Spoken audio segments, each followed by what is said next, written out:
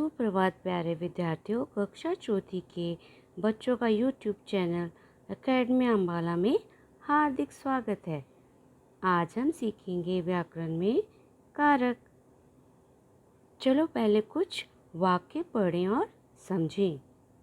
लड़का अपनी माँ से कहता है, मैं रास्ते जा रहा था कि अचानक मेरी नज़र सड़क पड़ी। मैंने देखा रास्ते बीचों बीच गाय का एक बछड़ा बैठा हुआ था। मैंने किनारे पड़ी एक टहनी उठाई और बछड़े उस टहनी से उठाने लगा। क्या लड़के ने सही वाक्यों का प्रयोग किया है? नहीं। तभी उसकी माँ कहती है, बेटा ठीक से बोलो। लड़का फिर बोला, मैं रास्ते से जा रहा था कि अचानक मेरी नज़र सड़क पर पड़ी। मैंने देखा रास्ते के बीचों बीच गाय का एक बछड़ा बैठा हुआ था। मैंने किनारे पर पड़ी एक टहनी उठाई और उस बछड़े को उस टहनी से उठाने लगा। तो अब आपने देखा कि लड़के ने कुछ शब्दों के प्रयोग से वाक्यों को सार्थक बना दिया। इन रेखांकित शब्दों से, पर, के, का, को के प्रयोग से वाक्यों का रूप ही बदल गया है। शब्दों को आपस में जोड़ने वाले ये शब्द कारक चिन्ह कहलाते हैं। कारक चिन्ह का प्रयोग करते समय वाक्य का रूप बदल जाता है।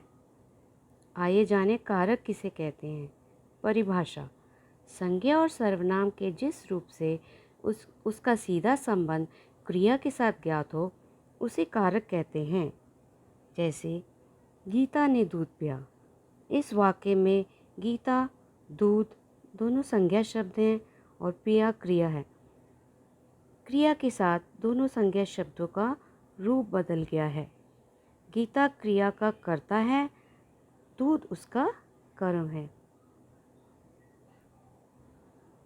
कारक विभक्ति: संज्ञा अथवा सर्वनाम शब्दों के बाद ने, को, के लिए, से, पर आदि चिन्ह कारक विभक्ति चिन्ह कहलाते हैं।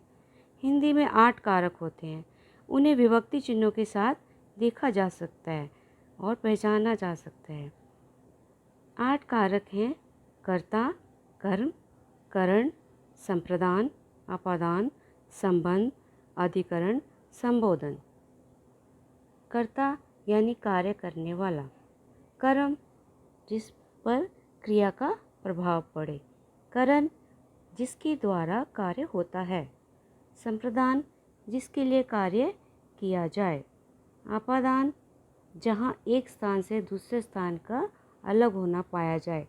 संबंध एक संज्ञा शब्द का दूसरे संज्ञा शब्द से संबंध जोड़ा जाए।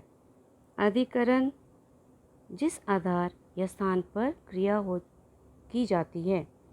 संबोधन जिन शब्दों के माध्यम से हम किसी को संबोधित करते हैं।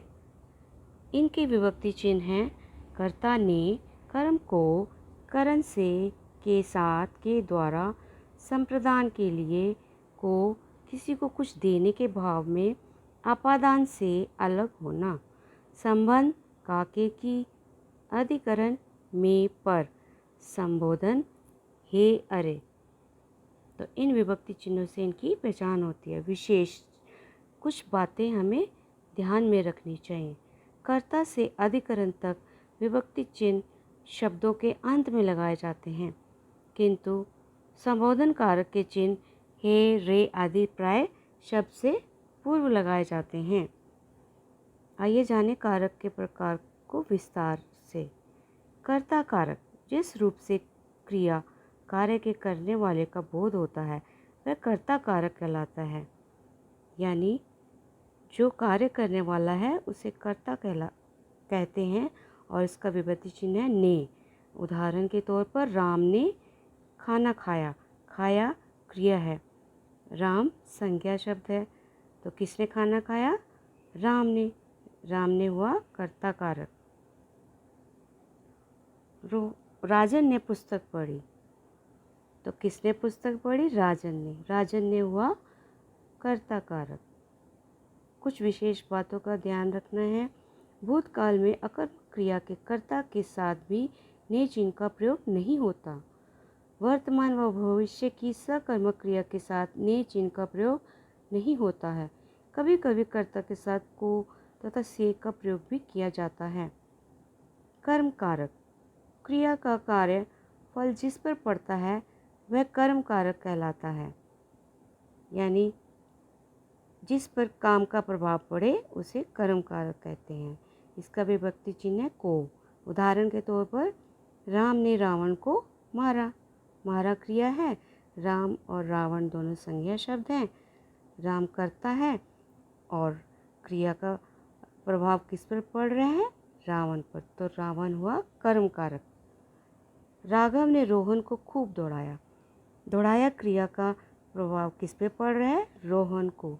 रोहन को कर्म कारक हुआ। तीसरा कारक है करण कारक। शब्द के जिस रूप से क्रिया के करने के साधन का बोध हो वह करण कारक कहलाता है। उदाहरण के तौर पर उसने चाकू से सब्जी काटी। किससे सब्जी काटी? चाकू से। तो जिस साधन से क्रिया हो रही है वह करण कारक कहलाता है। इसका विभक्ति चिन्ह है से के द्वारा, तो यहाँ चाकू से करण कारक है। उसने पेंसिल से चित्र बनाए। किससे चित्र बनाए? पेंसिल से, तो पेंसिल से यहाँ करण कारक हुआ। चौथा कारक है संप्रदान कारक। संप्रदान का अर्थ है देना, अर्थात कर्ता जिसे कुछ देता है उसे व्यक्त करने वाले रूप को संप्रदान कारक कहते हैं। उदाहरण के तौर पर माँ ने बच्चों के लिए फल काटे। किसको देने के लिए काटे? बच्चों के लिए। जिसके लिए क्रिया की जाती है वह संप्रदान कारक कहलाता है। इसके विभक्ति चिन्ह है को के लिए, तो यहाँ संप्रदान कारक हुआ बच्चों के लिए। पिताजी राघव के लिए खिलौने लाए, तो यहाँ किसके लिए खिलौने लाए? राघव के लिए, तो यहाँ संप्रदान कारक हुआ राघव के लिए। पांचवा कारक है आपादान कारक। शब्द के जिस रूप से एक स्थान का दूसरे स्थान से अलग होना पाया जाए वह आपादान कारक कहलाता है। इसका विभक्ति चिन्ह है से। उदाहरण अभिषेक घोड़े से गिर गया, यानी वह घोड़े से अलग हो गया, तो घोड़े से हुआ आपादान कारक। पेड़ों से फल गिर रहे हैं। फल कहाँ से गिर रहे हैं? पेड़ों से, तो पेड़ों से यहाँ हुआ आपादान कारक। संबंध कारक। शब्द के जिस रूप से किसी संज्ञा का दूसरे संज्ञा शब्द से संबंध प्रकट हो वह संबंध कारक कहलाता है। एक दूसरे से संबंध कारक कहलाता है। इसका विभक्ति चिन्ह है का के की रा रे री ना नी ने। उदाहरण डॉक्टर ने राजू को दवाई दी, तो डॉक्टर और राजू का संबंध स्थापित हुआ है। मयंक की बहन अच्छा गाती है, की विभक्ति चिन्ह है और मयंक और बहन का संबंध है। सातवां कारक है अधिकरण कारक। शब्द के जिस रूप से क्रिया के आधार पर बोध होता है, क्रिया के आधार का बोध होता है उसे अधिकरण कारक कहते हैं। उदाहरण के तौर पर सी वन में रहता है, तो सी कहाँ रहता है? वन में, तो क्रिया का आधार या स्थान वन में है, तो वो अधिकरण कारक हुआ वन में। इसके विभक्ति चिन्ह में पर। चिड़िया पेड़ पर बैठी है। चिड़िया कहाँ बैठी है? पेड़ पर, तो पेड़ पर हुआ अधिकरण कारक। आठवां कारक है संबोधन कारक। जिससे किसी को बुलाने का बोध हो वह संबोधन कारक कहलाता है। इसके विभक्ति चिन्ह अरे, हे, रे, ओ। इन विभक्ति चिन्हों से हम किसी को पुकारते हैं। उदाहरण के तौर पर बच्चा बुला रहा है, हे गोपाल यहाँ आओ, तो ये हे हुआ संबोधन कारक।